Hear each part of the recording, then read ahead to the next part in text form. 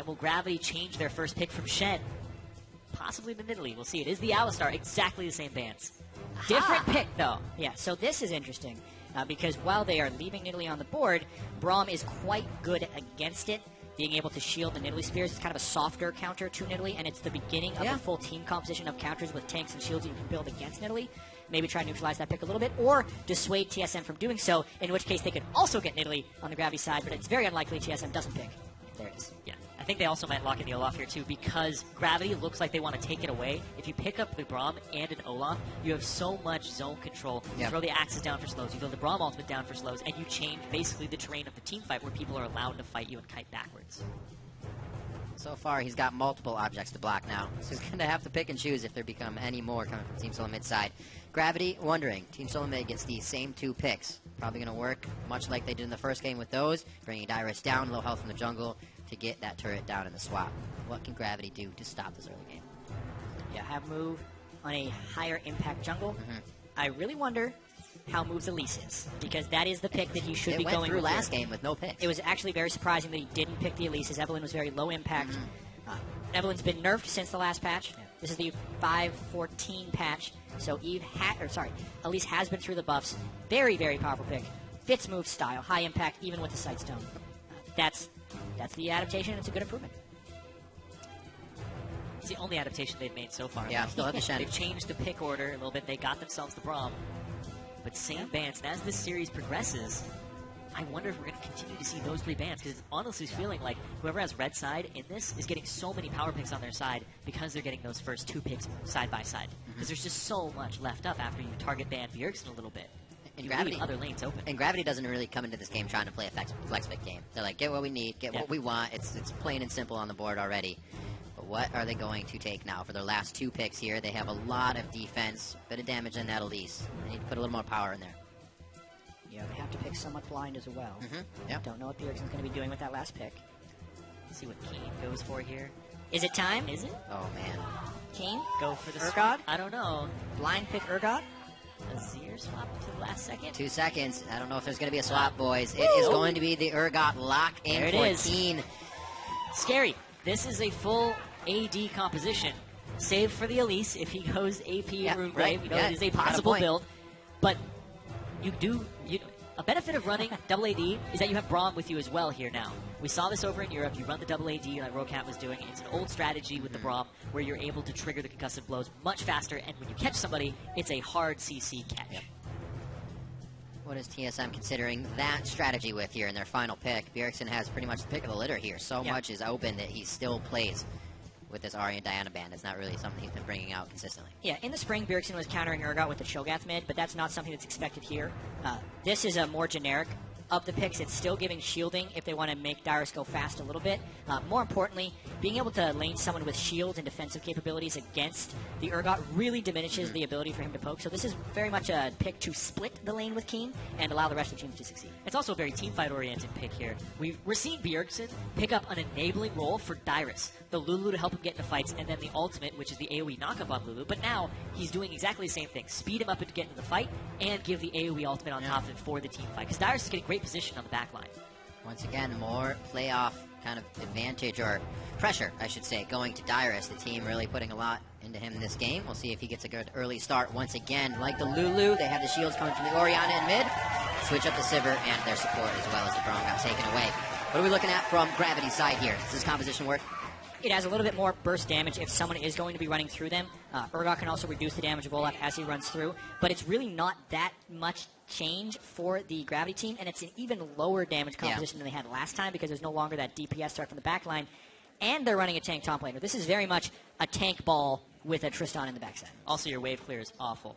We'll see if it works. I'm going to hold Zyrene to that. Remember to share your predictions. Tweet at LL Esports with the hashtag Jeep. Them and make them proud.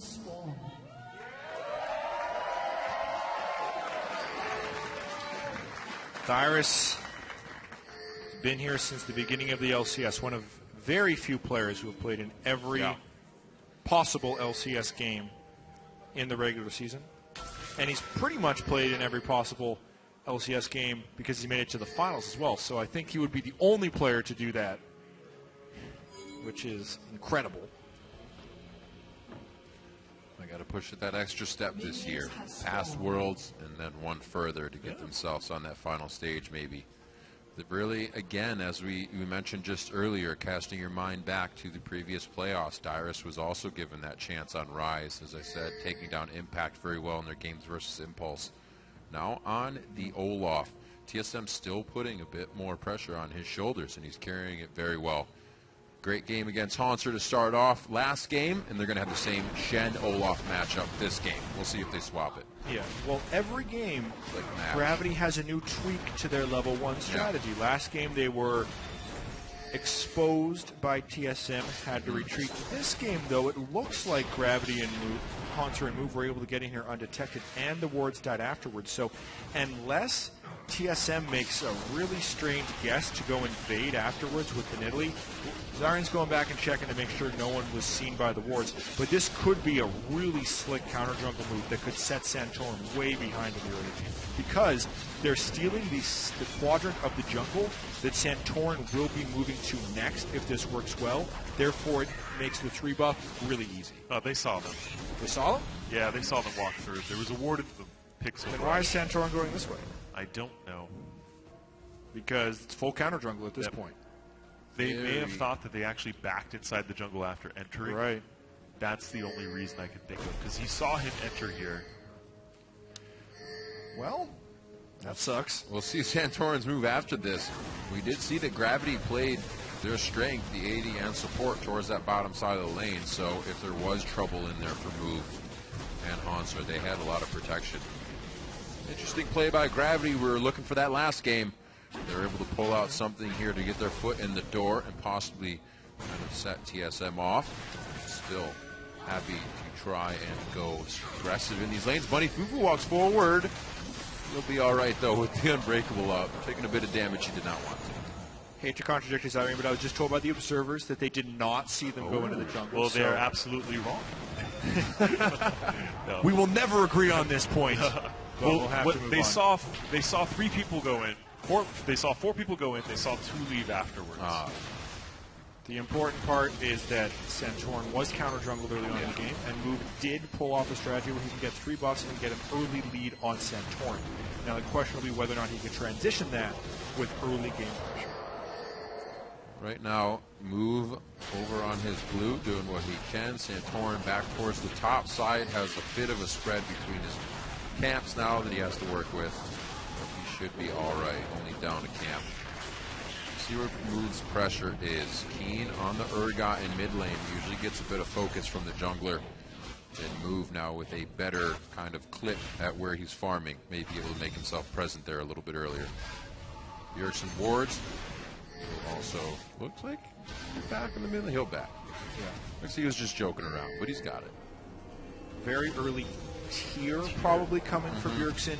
Mainly, you don't want to go the Athenes against an Urgot. This tier build can lead to one of the highest AP builds for Orianna if he gets the Seraph's upgrade as well as a death cap later in the game. But against an AG, he's probably going for an early Zonius as well, so it's potentially actually a very late blooming Orianna. It takes a long time to turn on, but it is the build you do to split lane against an aggressive laner like this. Yeah, there actually used to be a build for Orianna where if you're against AP, you go Chalice. If you're against an AD, you go Tier plus Arm Guard. Yeah. Used to be. That's still the build. Well, you don't see it that much because there aren't that many AD mid laners people are playing nowadays. That's true. Used to be the counter Zed build.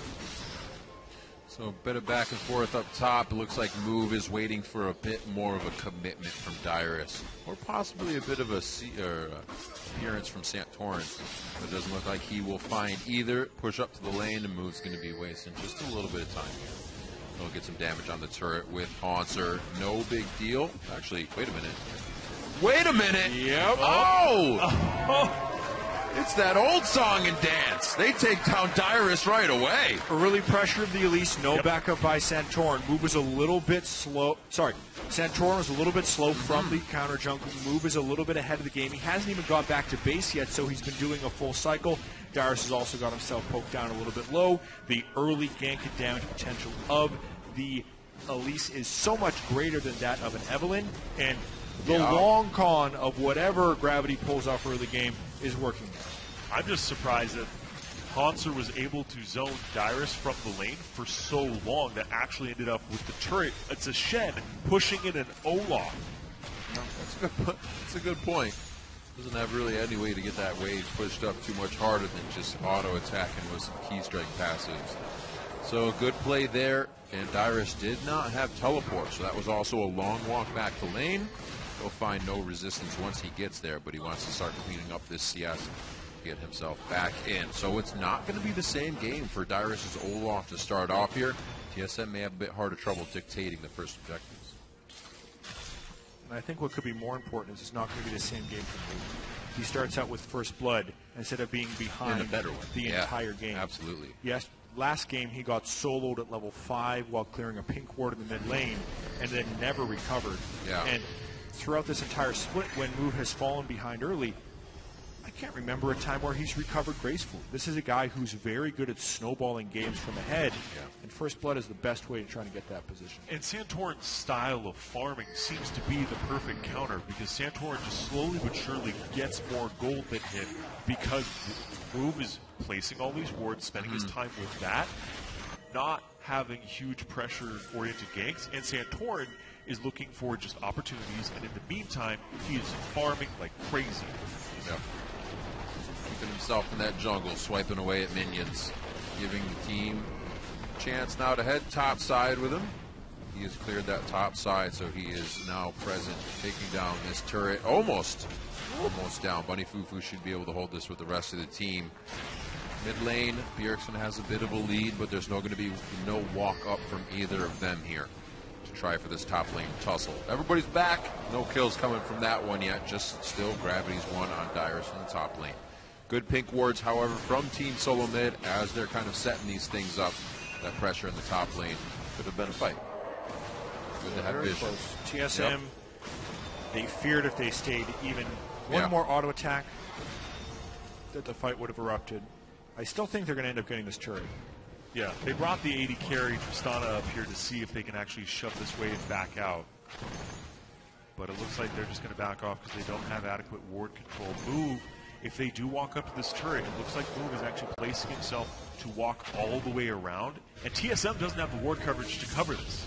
They want Turtle to get this last hit on the turret and Lustboy possibly lantern him out, but Move is going to walk up and see what happens. Nice timing for the gank because they're expecting TSM to go for the turret, as you say. Let's see if he can land a cocoon. Pretty cheeky. Very nicely done. Sometimes the best play is not to play. Just stand still. Don't do anything.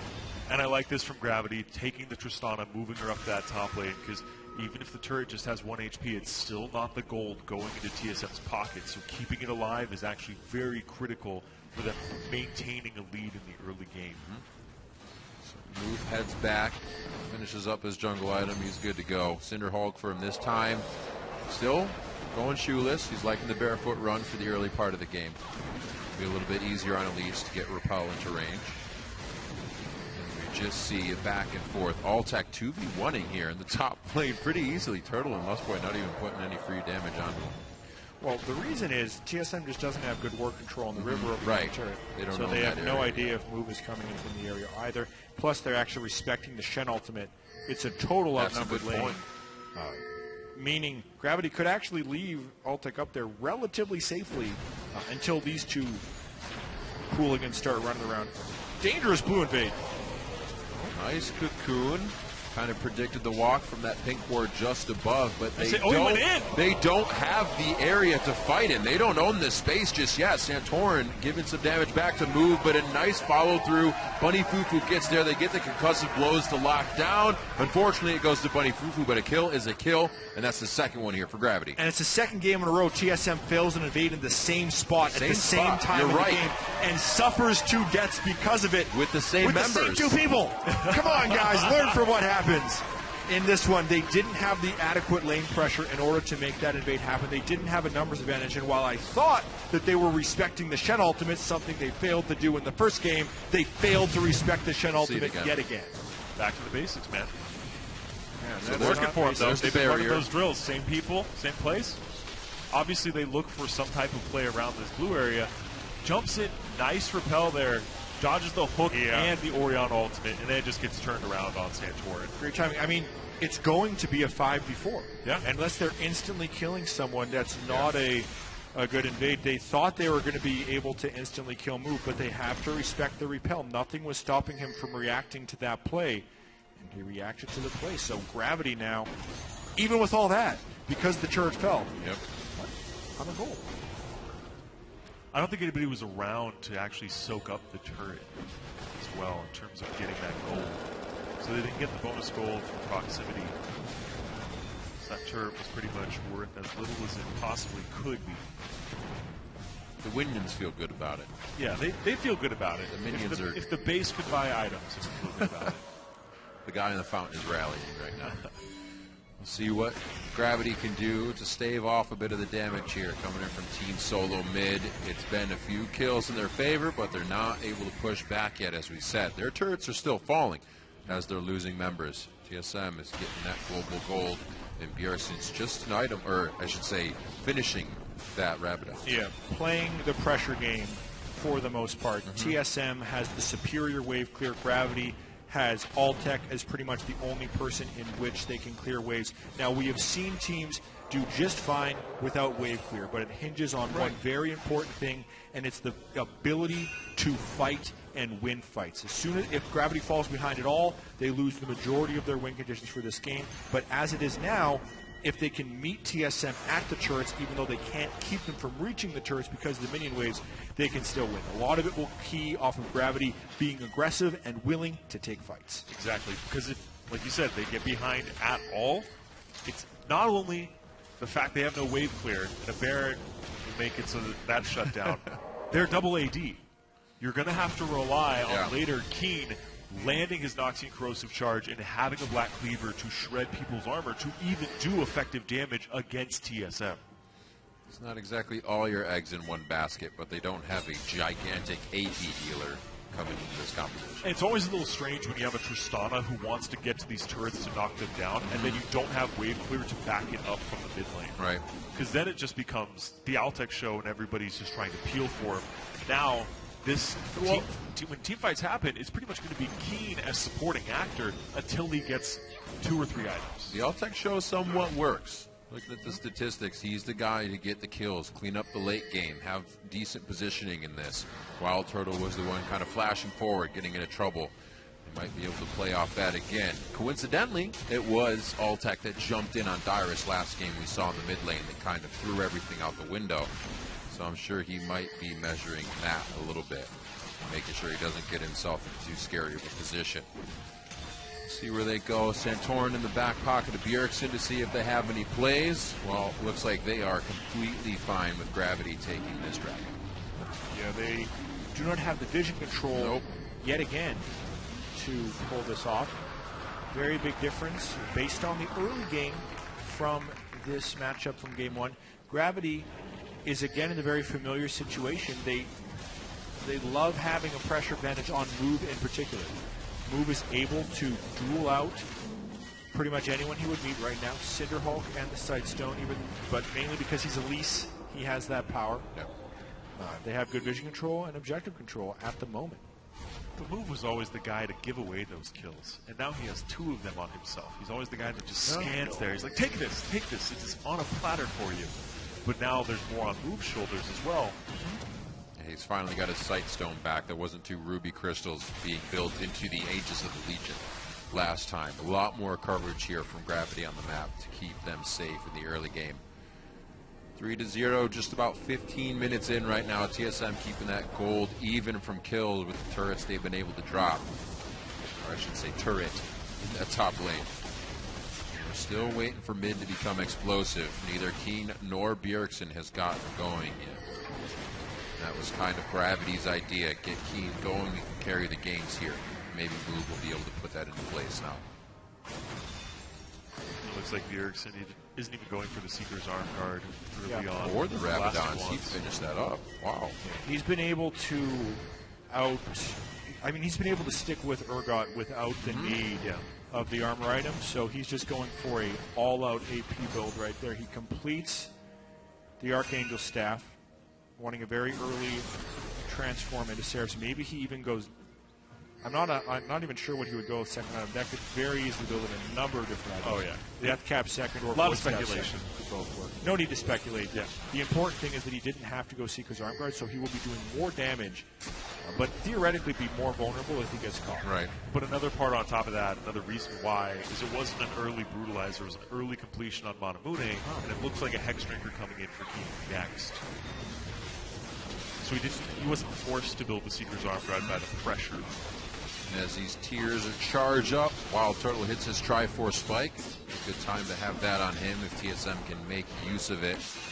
This is where he becomes a big part of the game for the team. Looks like Gravity isn't actually allowing any of that to happen either. Good forward wards by them with a few good defensive pinks are really thwarting what TSM's trying to put into place here. They're going to try and move in here, though. Yeah, and we just saw in the top lane the difference a game can make and an item threshold can make. Last game, Darius had Black Cleaver at 14 minutes. This game, it was 15 and a half minutes in. He didn't have Black Cleaver. He lost that Jewel to Haunter and lost his lane pressure. Right. And now he does have the Black Cleaver, so maybe that story changes. Overall, TSM has been out-farming Gravity, which is why they have this gold lead. And it's all about, what a quick reaction by both of those guys. Yep. It's all about the church pressure. 21-10 for Altex Flash to come back up. He'll be fine with Rocket Jump, so no worries there.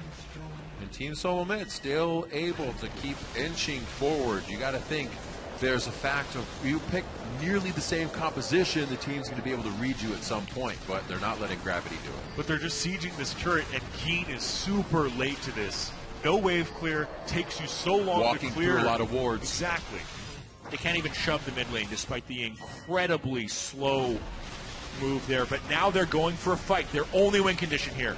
This is going to be an area for Shockwave. Actually, it's down for Bjergsen. Let's see if they can get a good hit in. Glacial Fissure kind of separates it a bit, but they are all over the members of Gravity. That's Dyrus getting pushed out of the fight. Haunter's now on the backside. Turtle has a bit of appeal for himself. A nice follow with the repel coming in, and Flash remove is able to pick up that kill onto Dyrus. 4-0 now for Gravity. Team Solo Mid got a turret out of that, but they did lose a member.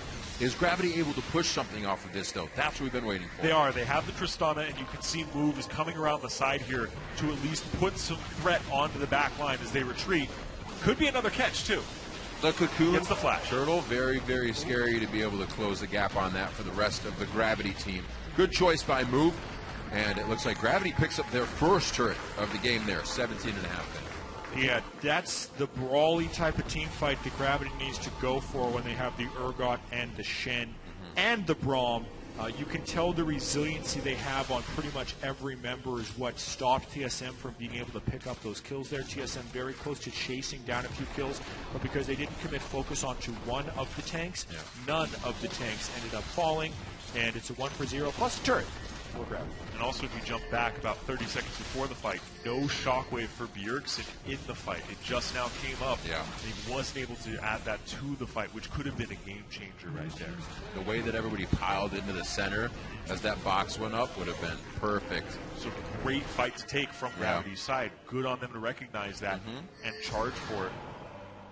So strong play and no fear coming in for Gravity. Exactly what they need here, 18 minutes in. They start to push back on Team Solo Mid and hopefully get themselves a game in this series. TSM riding a bit of momentum from game one here. And a lot of pink wards in their inventory just came out. We'll see where those go. It pretty much tells us where TSM is comfortable protecting right now. Yeah, and one thing that they can't really protect against, since they're against double AD, is against magic damage. I really like Moves haunting guys right now. We've seen so many competitive Elises go full tank with Cinderhulk versus the solo queue Elises who go Runeglaive and Magic Pen. This time he's going Cinderhulk and Magic Pen. The reason this haunting guys is better than usual is because there's almost no incentive for anyone on TSM to build an Aegis, because there is almost no Very magic true. damage threat on Gravity.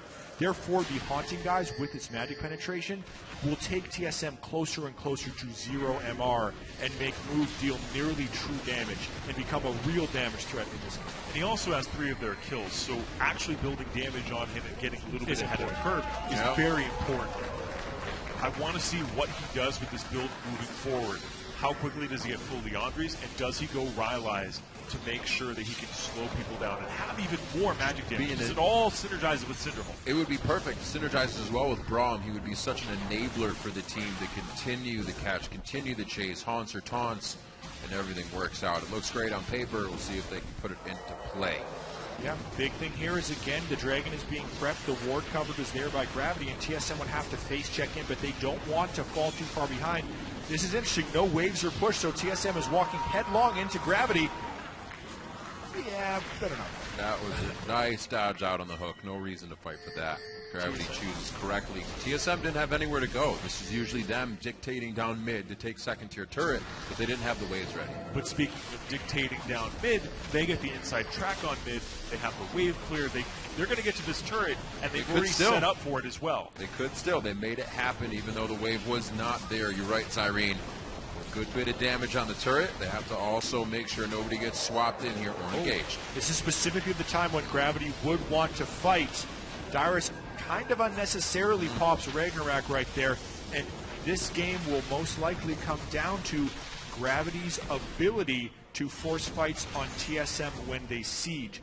When this game stretches and gets long is when TSM stops going for that play. If they lose enough fights, they will not be able to push up whatsoever, and the tables will turn. It'll become about Gravity diving. Well, Bjergsen ready for that. Seraph's Embrace and Barrier ready to be shielded out. Yeah. Hopefully it's enough to keep him alive. We talked about, as I said, the wave clear for Gravity being low. Once they reach the turrets, they are dropped quite quick with that Tristana explosive charge and the rest of the team's damage. See, now Gravity spread out, start to clear their waves and get things cleaned up as TSM takes the time to get everything warded and do the same. Gravity with a much better game here into game 2. Really don't seem as shy, gun shy even, to take these fights. And as we see second items coming out, things like the Hunting Guys come up, which give you an idea of what the players' thoughts they're feeling, around. Yeah. Exactly. If you look at Keen, he's going for Black Cleaver second. Forgoes the Brutalizer. He knows that by the time he completes the Brutalizer, he should just have a phase working on the Black Cleaver, because by that point, second item for Dyrus will be in. Looks like a Randuin's coming through. You can look at the item for Santorin, Zhonya's second item, prioritizing armor. So Keen is putting it on his shoulders to make sure that he has the shred in time, so that when they have that mid-game team fight, they can win it. Yeah, mid-game team fight. It's actually a funny thing to think about right now. Both teams are like, oh my gosh, the mids are going to do so much, but they're both so scared of allowing that to happen for the other mid laner. But we've almost seen no pressure towards the mid here from the junglers. It's been everywhere else. Invasions. So Bjergsen and Keen actually have not had a chance to get themselves going other than just CSing 1v1 in lane. Another time they walk into this area, and another time they're going to lose a member. TSM, no, Lustboy flashes out. I spoke too soon. And he saves himself. Nobody actually was able to help him at all. But he gets out alive somehow. Got a little bit of a heal there from Santorin at the end. Oh, you're right. He did, yeah. And the shield Good call. from the Good call. big old Bjergsen on Orianna right there. Just that spot of the map has been well controlled by Gravity. You can tell TSM is really fighting over that. As the window into the outer turret that TSM probably wants to take next, as well as the window towards Baron control. But with the ward coverage that we see, it becomes a little bit more obvious that Gravity is winning that battle by a large margin. Yeah. So even when Lustboy tried to take that territory back, he was already walking through territory that Gravity controlled, which made the catch possible. Unbelievable he got out of there. Yeah, Altec had that kill. He was in range for an auto attack, could have used his ultimate instead for more damage. Nice big Might have been boost. banking on the crit. That Muramana finished up as well for Keen. You bank on a lot of damage once that's activated. 1,000, actually 1,100 for Bjergsen. Very close to being able to finish up that Rabadons and get another item for himself. And the cooldown boots as well for Orianna. Yeah, I wanted to talk about that actually. We have been seeing a lot of variation in the mid lane build since the AP item changes with different gold costs. Like, for instance, the Azir is always going Nashor's Tooth and a Rylai's as their build path. But this one is a little bit interesting. As we said, the old build used to be tier into Seeker's Armguard. But because he was able to forego that, you'd want to go into Death Cap. But the interesting thing about that is most Orianna builds have an innate amount of CDR with either the Chalice or the Morellonomicon right off the bat. He is making up for that cooldown reduction with the boots, but ends up losing his magic pen as a consequence. And I like this for this reason. Orianna, because she has shield ratios, in my opinion, is less reliant on magic pen and more reliant on straight ability power. Since the shield can become so much more potent, he's probably going to go Death Cap and then Void Staff, and that will be an incredibly high AP, yet still magic penetration heavy build. And he actually skips ahead. I am wrong. Other Void way Staff around. now. Death Cap's next. Doesn't guys. matter. I called the Hex Drinker on Keen. We can all get one. That's great. So Bjergsen actually going for a little bit of that pen threaded in there, so he got it a little bit earlier. Quirky, Wild Turtle, I'm sure Freak's happy he's going for the Blade of the Rune King and not a Bloodthirster. Getting some good damage out of that, as well as Peel for himself if this Gravity team does get within range. 50 seconds on that Dragon. TSM's already placed 3 forward wards here to keep themselves on top of the game. Hopefully they'll be able to start picking that up and find a fight that allows them to open up Gravity's team, take a few members down. They are killless so far. They've just been looking for ward control over objectives. And as you can see, they haven't gotten any dragons. They haven't gotten any kills. But the lead the Gravity has is very minor. Yeah. Good CSing, Right. generally speaking. Mainly Santorin just power farming despite not fighting. 40 CS up, but only 400 gold up. He's 400 gold up on a guy with 3 kills. Yeah. So looking at Gravity's Going for an comp, LR. other than mistakes, they're not going to be pushing waves up to turrets and diving. How are they finding themselves, or how are they going to find their way into the fights now? How are they going to engage this? This is TSM looking For Gravity looking to get on TSM. Yeah, potentially a flank attack with Hanser. Move can repel in with the Chenault, very similar to what we saw Team Impulse do yesterday. Almost every initiation was rushed with Impact coming in on a Chenault. This time, though, TSM's kind of daring him to come in. This will be a steal attempt or a quick initiation. That's a TP back first from Dyrus, and the teleport in Dyrus TP on already the from backside. Hanser. Yeah, Dyrus flank. will come in now. He was actually getting home guard boots for the team. Throws on the Ragnarok. Doesn't really have a target just yet. Wanted the undertow, and it kind of took him out of the position to keep doing damage. TSM's not able to finalize anything on this. Another Dragon goes to Gravity, and now they are on the run. Can TSM even pick up a single kill off of this? Doesn't look like it. Just Summoner spells on the backside, moves out, and he's going to keep himself far enough for just some cocoons. And Gravity feels like they actually have positioning to walk teams TSM around here. They know the Ragnarok is down from the Olaf, but they haven't accounted for the rest of the ultimates. Where's the Shockwave coming in? Oh! Beautifully timed rocket jump there by Altec. They were looking for a shockwave opportunity originally, but Dyrus wasn't able to get in a good position after he entered. Yeah, that first Now undertow Lustboy, though. took him out. Lustboy gets hit. One more Seeker coming in from Keen. He takes down Lustboy. How's the Gravity jump? may not want any more of this. They're still moving forward. Altec gets a little bit of the reset. Now onto Bjergsen. He may be able to finalize that kill. One over onto Dyrus. Here comes the hit from Keen or Altec onto Bjergsen. Takes him down even with the command protect. I can talk today. 7-0 now for Gravity. They are working these fights perfectly. Yeah, they're playing incredibly well, even though they have a lower overall damage team composition from the last game. They are not making the mistakes, and they are taking the right type of initiative right there. They knew that TSM was trying to flank them right there. Move positions himself. He actually gets out once Dyrus jumps in, and the advantages are chaining onto themselves right now. Gravity probably getting this Baron uncontested. We'll see, though. Santorin flash. Just around the corner. He uses the... He gets it! He's able to steal the Baron! Santorin also gets out! Pretty much unscathed! Absolutely ridiculous.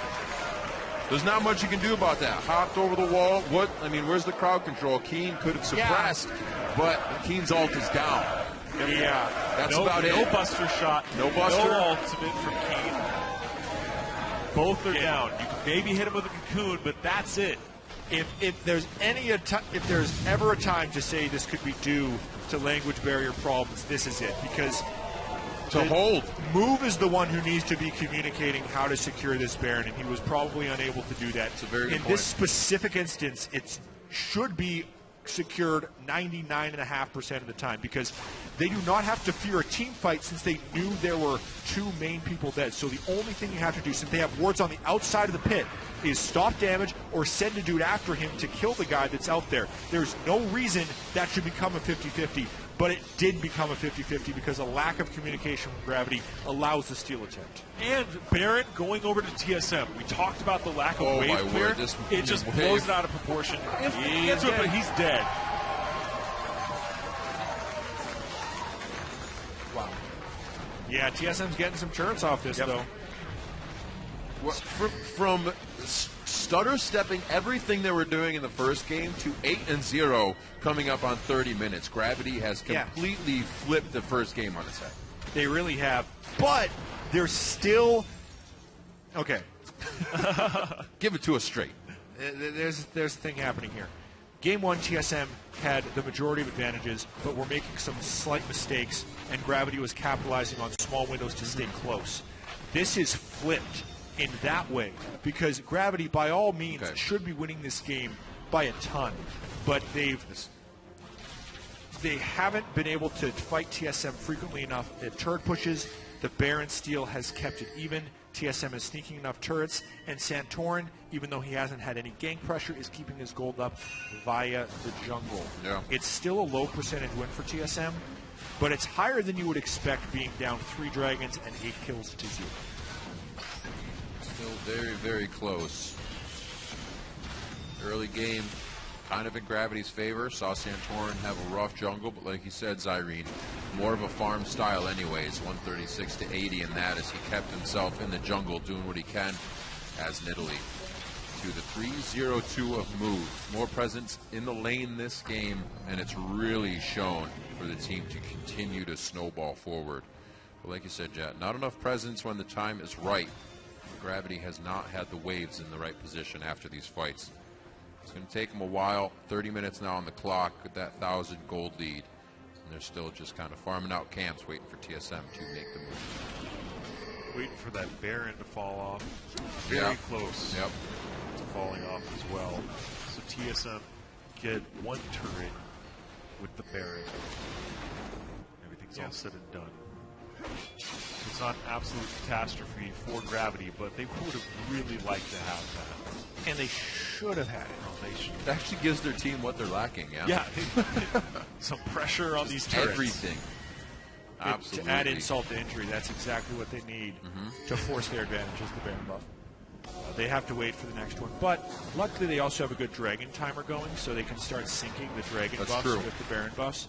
And they've kind of proven that they win these team fights. They have a very bruiser-heavy team. It's negating the Nidalee poke. Olaf is behind on the side of Dyrus, so he can't necessarily run through too much. Altec is incredibly powerful as well as Keen, so there's now 2 physical damage threats smashing Dyrus as he tries to run in.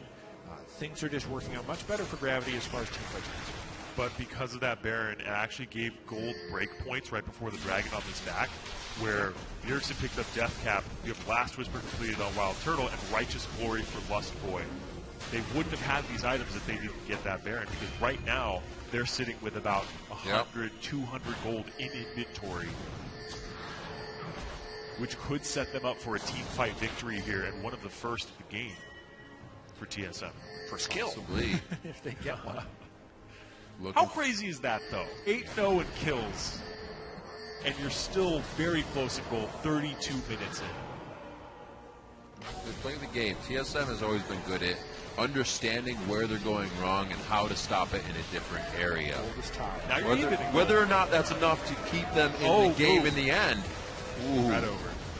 still a story to be decided, and we're going to see it right now. 3-0 in Dragons. TSM grabbing one would be huge. It looks like that's just going to be TPN on the thought of a fight. That was a miscommunication. Yep. Monster was expecting a flash ultimate by Keen. The flash away from Lustboy stops him from even going for that play, and then Shen ultimate is basically burned. He would still have teleport if he wants to arrive in a fight, but in a much less impressive fashion. That's also Shen ult down and Keen at half health before a Dragon.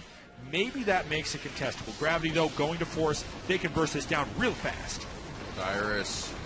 They're kind of trapped in here. They're going to have to bail at the backside. Flying in, actually used the true damage over. Santorin stealing everything away for Team Solo Mid, and this may be the fight they want. Bunny Fufu is down. That's a bit of that shield that they need to stop these attacks of Dyrus from Santorin. Wild Turtle Rockets coming in. TSM still chose a team against that Braum because they can take the Braum down. That hook coming in from Lustboy, dropping in one, but he also goes down in the same. Wow, great plays coming in right now by Team Solo Mid. And Keen and the rest of the team down on the floor. Turtle gets lost there as he gets himself too aggressive. Altec goes in, gets himself the distance he needs, but Dyrus still on the fight. Everybody's got miscommunication on in or out right now, and Dyrus still wants to dance. One undertow. He's not going to follow with the second one as he does connect. And Team Solo Mid scraped through some kills there to keep that even.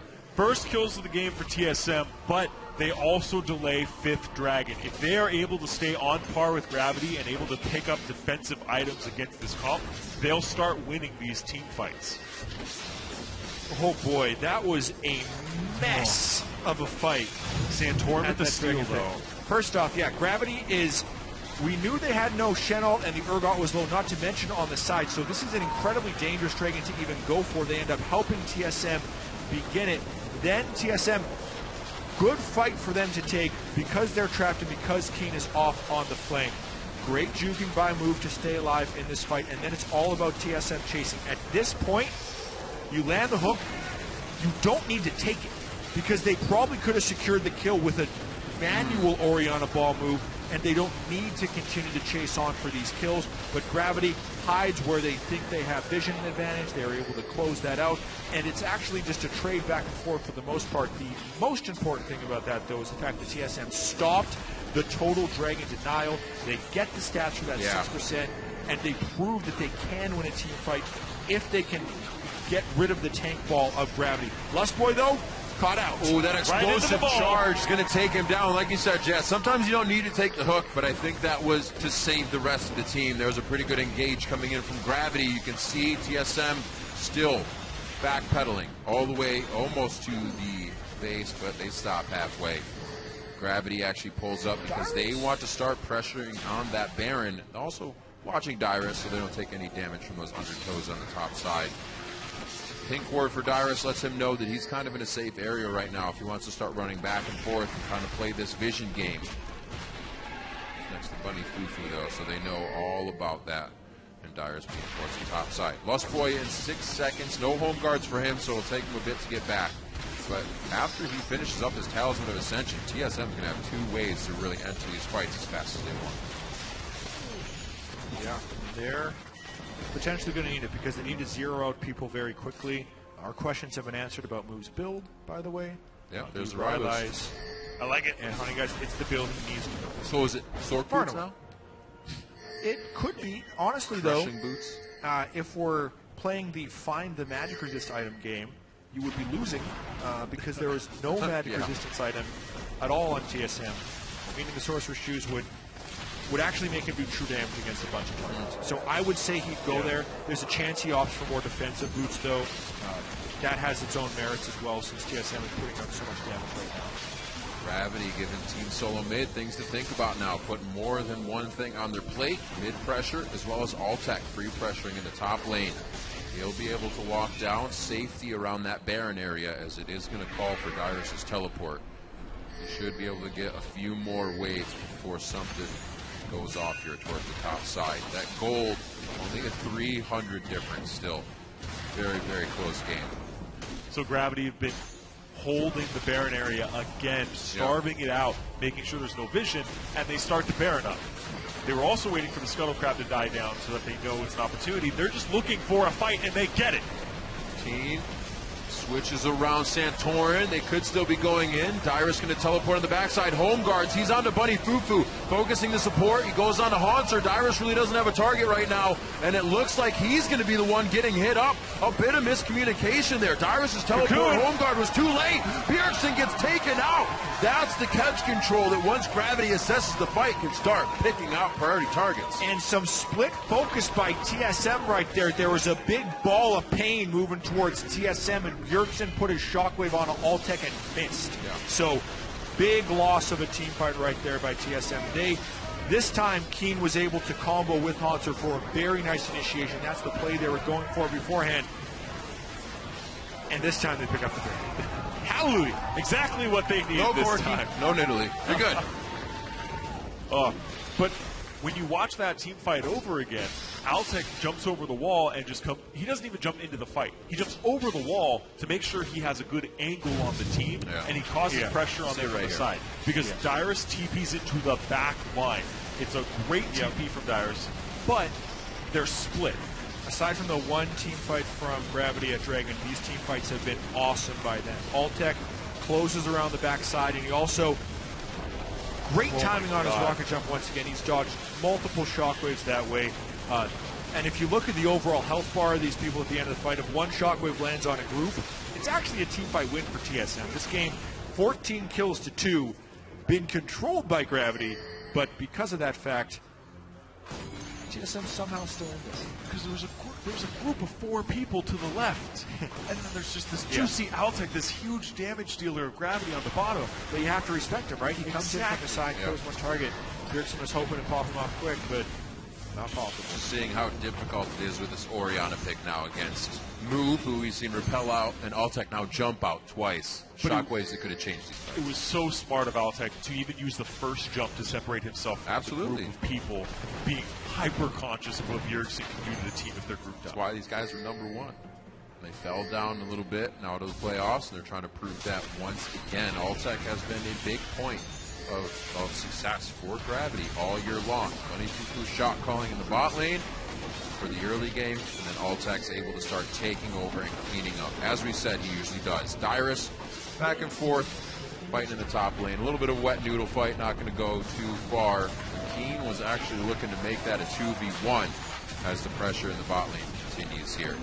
We're up Gravity back off. They like where they are at finally with this Baron. It's the first time we've really seen controlling waves with this composition. So they get wave control, and they're getting a dragon simultaneously. 4th dragon, a lot of objectives falling to Gravity's way. So big. And this is the advantage they need with the double AD composition that they have.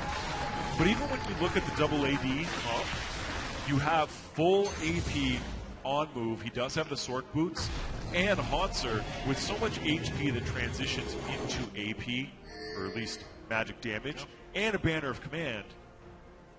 This team actually has a sizable magic damage threat with that combination. Yeah. You can see the damage that Haunter does to Dyrus. Yeah, they put TSM in a catch-22 as far as items that they can build, because they want to build a bunch of armor against the double AD, but there's a sneaky amount of magic damage that they are not prepared for, and then that becomes the threat. Found it. We did it. Another way to get the wave push is Haunter just bought himself a banner of command. Absolutely, we did it. Got it. Even more push. I think this game also displays kind of how difficult it can be to win when you're so heavily outmatched in wave clear. It's a 14 kill to 2 game with Gravity winning pretty much every single team fight. But they're still having to work for this one. Finally, when they were able to secure the Baron, it gave them a turret snowball that gives them a bit of a gold lead. They are clearly superior in the team fights. Oh, the catch on Bjergsen. That is so important. But the Lantern gets him out. That's his flash down. He still has a lot of safety in Seraph's Embrace in the 2 other shields from Protect and Barrier. Things are getting tighter, though, for Team Solo Mid. They can't keep making these mistakes. Yeah, they got 2 ultimates out of Gravity, and Gravity no longer has the Baron buff, so they're going to have to go back to splitting these waves. They didn't even get an inhibitor. They didn't get an inhibitor turret, so they still have this large task in front of them of breaking the base. Yep, because every fight up until this point has been won by Gravity basically in their territory. So when they win, they can't get the objective advantages necessary. Right. Now that they are fighting on this side of the map, a team fight win means the game win. They have large death powers to be able to close this. They just have to win a team fight for about the 7th time. It's a little bit more difficult with the inhibitor turret there, though. We've seen what happens when they reach the turret. Tristana and the rest of the team able to crush those down immediately. Team Solo Mid now able to keep them at bay, and Gravity is trying their damnedest here. They're starting to lose a little bit of pressure on the top wave. You're going to see that they move back to get this, but still pressure in the mid to see if Team Solo Mid makes a mistake here. Looks like Move's not going to go too far. You can really just see the power of the front line that Gravity has put up and how that completely negates Santorin's power in this game. We questioned why Gravity didn't first pick Nidalee in the first game because Santorin had a pretty big impact here. This is a much better answer to why you don't first pick Nidalee, because they first pick Braum, they pick a bunch of tanks everywhere else, and they shield all the spears basically coming their way. What is TSM doing out this far? Don't move on the flank. They're using everything but summoner spells to get each other out right now. It's working well. Save them, save them. It's working well, but can only work a few times. That top wave's going to have to get a little pressure from Gravity soon. That's going to hit the turret nice and hard for Team Solo Mid. I think it's a little bit of breathing room as well. On their side of the map, they get to think about what they want to do next. And Gravity, they used the Baron buff a little bit. Definitely going to need another one to make some more dents in that base of Team Solo Mid, I think. It's going to be very tough from here on out. Hanser gets to clear the wave, throw down his banner of command at his leisure, and cause split push pressure. 2-0-11, 4-0-6, 4-0-6. He also beats Dyrus in the one-on-one, so there's absolute split push pressure here for Hanser in this game. Gravity's just not exerting it at this moment. And I feel like that's a missed opportunity. Yeah, I think for the most part, Gravity is playing around the objective game right now. They know they have teamfight superiority if they play it right. And the main way they win this game is securing a Baron as well as a Dragon 5 buff. And then going. They're a few minutes away from both of those objectives. Baron in 1 minute, 5th Dragon should be in around 3 or 4 minutes, if I remember correctly. They obviously don't want to wait too long, but that is the safest approach at this point. Yeah, there he is. Dragon, 2 minutes, Baron, 1 minute. They need both of those. Then they go for the win. TSM has to respect. 5th Dragon wouldn't be too much here for Gravity to get, and everybody a little early is going to to moving to this spot. Gravity. If the Righteous Glory gets popped and the Talisman Ascension. Yeah, there's a lot of speed and catch up. Move definitely wins that one. Now his Dyrus going down to about 40% health. AP. He's going to get the Abyssal Scepter as well on top of it.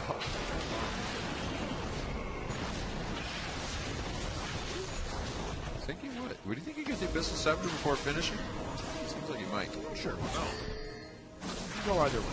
Both are good. Thornmail being completed now on to Hanser as well. He gets a little bit bigger up in that top lane. These guys have quite a bit of money in their pocket. They've had the Aegis for some time and are now just putting a surplus of items down. Dyrus looking to get more damage as well with a Cutlass to turn into a Blade of the Rune King. Everybody's pretty much nearing max here. Summoner spells are going to be up for this next fight, and it could mean a huge push for Gravity if they're able to get it.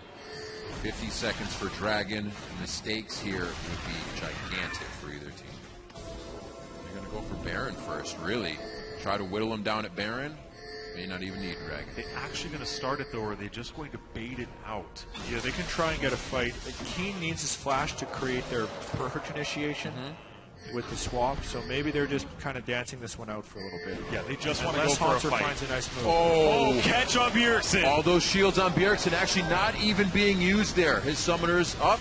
Should be good for the rest of the fight. A taunt through Dyrus. He should stay safe. The team's not following him, though. Once again, a split. He's trying to make his way out the right now, and the Command Protect goes on. It's going to be a double shockwave. Moving Hanser low, but they get out safely, and Keen's going to be going on a one-man mission around the wolf side. He's met by Bunny Fufu.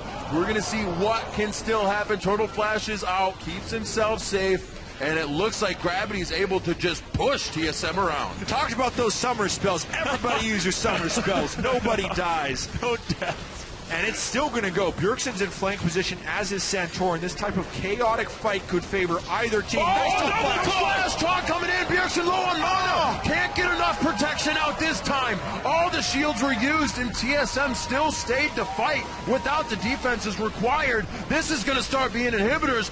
Gravity finally broke the base. That's their wave clear, and they also have waves pushing the top lane. They can just go up here and take another inhibitor. Couldn't have been a better time. How do you have that whole fight and still have Taunt Flash available, but it's used at just the right time? He finally catches Bjergsen. They could. 2 inhibitors down. Not everybody. They're going to go all the way around here. A huge wave in the bottom as well after having a game where no wave was in place. Even past the river, everything is coming in. The banner of command now put on this minion as well to give him a little bit more help. There's the swap, the suppression on Lust Boy. He can't even put a box down to put anybody in. And that's the 3rd inhibitor. Did it just happen again? Did this game just get flopped on its head? Gravity this time is going to be the victor on it. The first Nexus turret goes down. Game 2 is going to come through in a 1-to-1 now as we head over to Game 3. And 46.5 minutes in, Gravity take down Team Solomid. And fight after fight after fight after fight after fight went to Gravity. Lord. And all they needed was the tears for Lust Boy. He's crying. Oh, Lust Boy, he builds 4 tears at the end of the game. You'll see that in the post-game stats if you check all these sports afterwards. But really, as soon as Gravity won a fight inside the territory of TSM, which they had done so many times during that game, they were able to close the game. This was a somewhat procedural game by Gravity. They had a few slip-ups that made it last longer. The one Dragon Steal and the one Baron Steal really extended the length of this game. If those 2 things don't happen,